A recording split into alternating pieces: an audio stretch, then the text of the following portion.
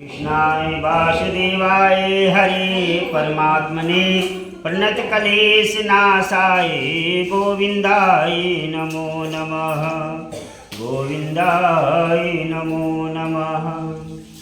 बोले विष्णु भगवान की जय, बोले कार्तिक महात्मा की जय। आज है 27वां अध्याय।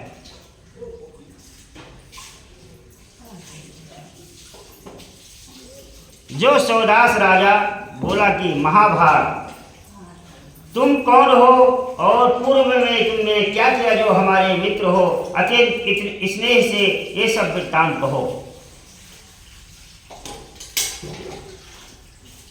जो कोई अधम मनुष्य मित्र के साथ छल करता है, 7 कोटि युग तक नरक में वास करता है। मित्र के दर्शन से सब दुख दूर होते हैं। अगर मित्र के दर्शन हो जाए और अच्छे से हो जाए, छल कपट ना हो, तो कहते हैं कई जन्म के दुख दूर हो जाते हैं। इसी कारण मित्र के साथ कभी छल नहीं करना चाहिए। सौदास ने पूछा, बट के नीचे बैठा ब्रह्म राक्षस जो प्रीति युक्त धर्म वचन कहने लगा। जो राक्षस आपस में सब वहाँ मुलाकात हुई ना, जब सौदास और जितने राक्षस मिले तो आपस में वो सब सत्संग कर रहे हैं कि तुमने क्या किया, तुमने क्या किया। मैं पूर्व में मगध देश का वेद में प्रवीण सोमदत्त नाम का ब्राह्मण था। निष्ठा रखता था, अनेक प्रकार पूजा पाठ करता था। हे महाभाग, हमने कहते हैं मद युक्त विद्या के साधन से गुरु को उदासीन किया। मतलब हमारे पास इतना विद्या आ गई कि उससे मैंने गुरु की ही अपमान किया। इस प्रकार इस गति को प्राप्त हुआ। आहार रहित दुख युक्त हमको कहीं सुख नहीं मिलता। इस पर तो हमने हजारों ब्राह्मण खा लिए। राक्षस बनने के बाद हमने हजारों ब्राह्मणों को खा लिया है।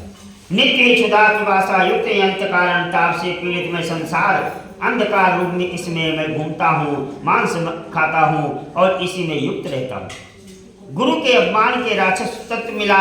इससे विद्वान लोग कहे नहीं करना चाहिए। जो अच्छे है, जो जिसको सोचना है और जो इसकी बुद्धि अच्छी है, वो किसी गुरु का अपमान ना करें और गुरु के निंदा ना करें। कल्प मास पाद बोले ही गुरु कैसा हो, पूर्व तुमने किसकी स्तुति की है। हे मित्र, सब अब हमें कहो। अब सौदास ने उससे कल्प मास जो था वो सौदास से पूछता है। तब सोमदत्त कहते हैं, आदर से पूजनीय गुरु होते हैं। हे मित्र, उनको हम कहते हैं एक चित्त से सुनो। वेदों के पढ़ाने वाले, वेद शास्त्र सुनाने वाले, नीति शास्त्र और मंत्रों को व्याख्या करने वाले, वेद वाक्य का संदेह दूर करने वाले, भय से रक्षण करने वाले, अन्नदाता शिक्षा देने वाले, कुकर्म रोकने वाले, ससुर मामा ज्येष्ठ भाई पिता गर्भ से मरण पर्यंत कर्म कराने वाले राजा, ये जो है सब गुरु कहते हैं। जो हमारे जीवन में अच्छा कार्य करे वही हमारा गुरु है। ये सब बराबर है, यथा योग कहो। कहते हैं इनका सबका पूजन करना चाहिए। कल्प मास जो बोले, बहुत गुरु तुमने कहे, इसमें से कौन गुरु बड़ा है। कोई भी बात उठा दो तो उसमें छंद विच्छेद तो आदमी करेगा ही। भगवान का नाम सबसे बड़ा श्रद्धा है। तो कहने लगे कौन बड़ा है, ये सब बराबर के हैं। यथा योग कहो। सोमदत्त कहते हैं, महापर बहुत अच्छी बात पूछी तुमने। हमें बड़ा कल्याण होगा। हम लोग राक्षस हैं, क्षुधा पिपासा से पीड़ित हैं, पंच गुरु के महात्म से निरत हैं, इससे कल्याण होगा। ये सब गुरु बराबर पूजनीय हैं, जिस पर भी शास्त्रों का उत्तम सारा सुनो। वेद तथा मंत्रों में उपदेशदाता और पिता और धर्म बोलने से विशेष गुरु हैं। जो पढ़ाने वाला है, वेद शास्त्र पढ़ाने वाला है, जो पिता है, वो सबसे विशेष गुरु हैं। इसमें भी श्रेष्ठ गुरु सुनो। सब शास्त्रों को जानने वाले कहते हैं कि जो देव पूजा के योग क्रम और देव पूजा का फल तथा जो गुप्त मंत्र दे वो श्रेष्ठ गुरु है, जिसे हम गुरु मंत्र लेते हैं। सर्वशास्त्र ज्ञाता पुराण इसे कहने वाला परम श्रेष्ठ गुरु है। हे राजन, वेद तथा शास्त्रों को विभाग करने वाला वेद व्यास महाराज पुराणों में सर्व धर्म शास्त्र कहे हैं। जो कोई अभियुक्त रोज पुराण सुनता है और कहता है, निश्चय उसकी बुद्धि अच्छी होती है और निश्चल होती है।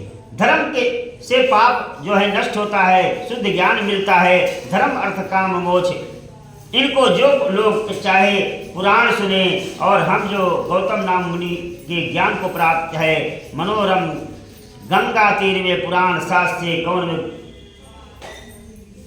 गौतम ने कहे हैं धर्म हमने सुने हैं। कभी कामदेव जी की पूजा में स्थित रहा, इतने में गौतम जी आ गए, उनको प्रणाम हमने ना किया।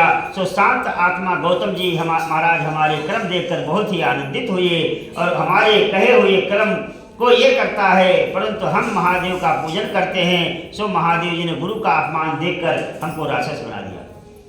जब वहाँ गौतम ऋषि आए तो वो कर्ममात कहता है कि हम तो वहाँ बैठे भगवान का पूजन कर रहे थे, भोले बाबा का, लेकिन गौतम जी को तो कोई गुस्सा नहीं आया।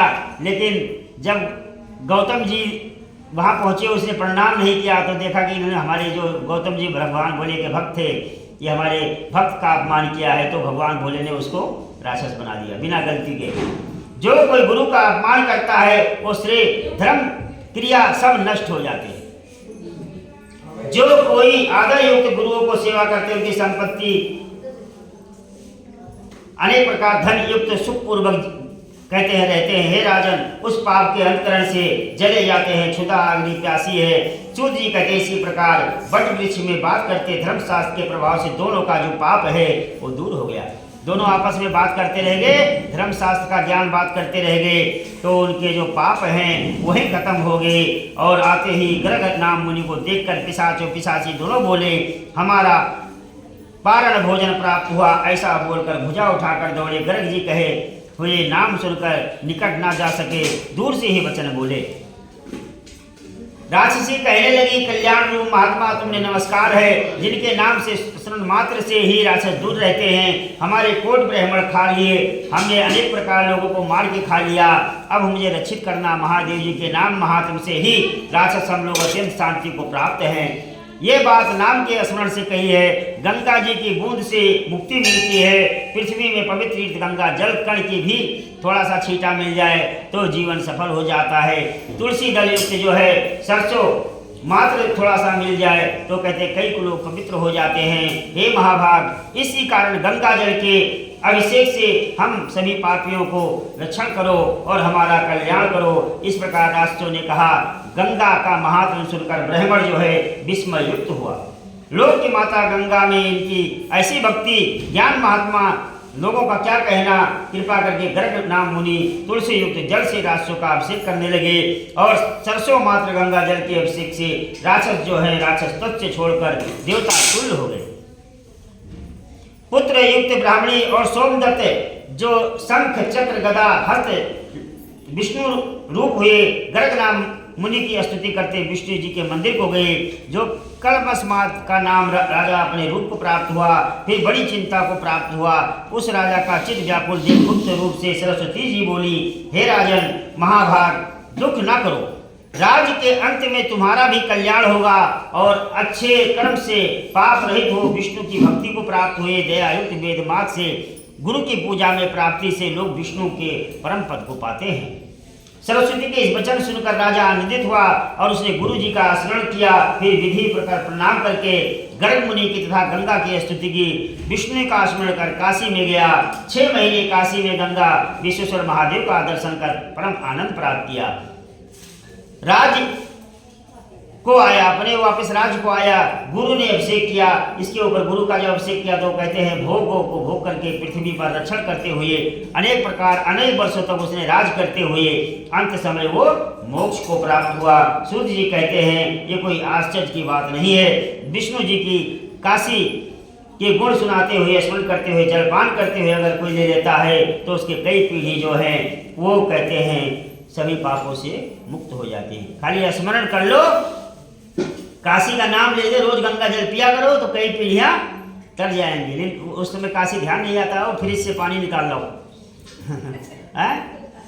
नहीं कह दो काशी का गंगा जल ले आओ। अब एकादशी का सुनाते श्रीमन नारायण नारायण नारायण भजमन नारायण नारायण नारायण लक्ष्मी नारायण नारायण नारायण श्रीमन नारायण नारायण नारायण बद्री नारायण नारायण न लक्ष्मी नारायण नारायण नारायण। बोले विष्णु भगवान की। शांताकारं भुजगशयनं